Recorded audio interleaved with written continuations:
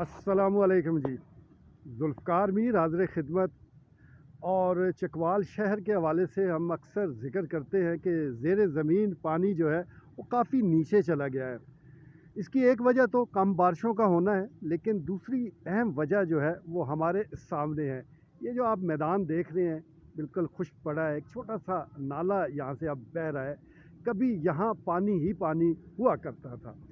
इसके दूसरी तरफ मारूफ सरकारी वन, सरकारी तालाब, जहाँ पानी जो है वो सही मानों में एक वक्त में ठाठे मारता था।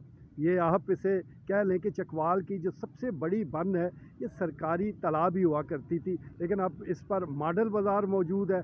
और दूसरी तरफ ये आप देख लें कि जहाँ कभी पानी के बड़ा नाला बहता था, अब महज एक छोटी सी नाली रह गई है और ये सारा मैदान खुश्क पड़ा है। ये कहानी बयान करती है कि हमने अपने हाथों ये तबाही जो है इसको दावत दी है, इसको ख़ुद बुलाया है। ये सिर्फ़ सरकारी तालाब की कहानी नहीं है। हम जहाँ जहाँ चले जाएँ, जहाँ जहाँ शहर के अंदर तालाब मौजूद थे वो हमने बंद कर दिए हैं, बंद करवा दिए हैं। कोई ना कोई मकसद बयान करके किसी न किसी बहाने से उनको बंद कर दिया गया है। जब ज़ेरे ज़मीन पानी जो है उसकी कमी आ जाए, जिसका हम रोना रोते हैं, तो वो तो हमने ये कब्र जो है वो अपने हाथों तैयार की है। अगर ये जितने भी तालाब शहर के अंदर और गर्दो नवाब में मौजूद होते, उसकी हालत ये ना थी जो मेरे सामने है, तो कोई वजह नहीं थी कि ज़ेरे ज़मीन पानी इतना नीचे चला जाता कि लोगों को परेशानी लाहक हो जाती।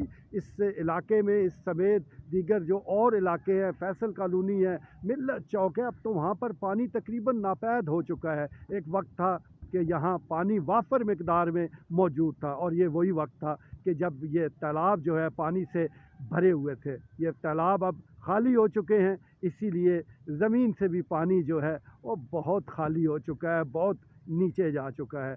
अब भी वक्त है कि हम अगर पुराने तरीक़ों को राइज कर दें, चले जिद्दत को छोड़े, जो हमारी रवायात हैं, जो हमारी सकाफ़त थी, उसको ही बहाल कर दिया जाए, तो यकीन जानिए बहुत से मसाइल हल हो सकते हैं। इजाज़त दीजिए, अल्लाह ने के बाद।